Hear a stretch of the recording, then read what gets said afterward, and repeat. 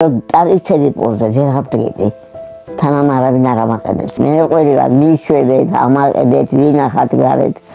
ზოგი თუ გაიგებს ამაყედეთ. თუ არა და მთელი აი ეს პოზე ვიჭზე არავინ აჩვენებდა ეტყვის როგორ ახარ.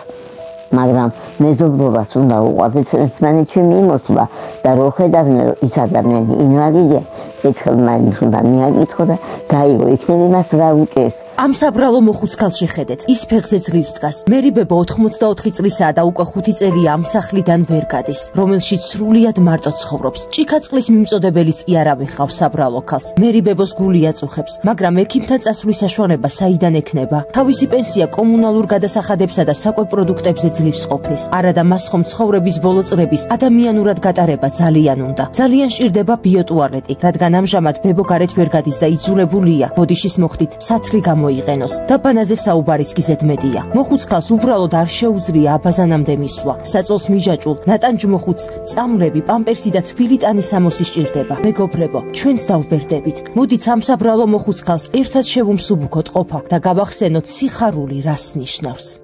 გადარიცხეთ ნებისმიერი თანხა ჩერნოვეცკის ფონდის ოფიციალური საიტის მეშვეობით.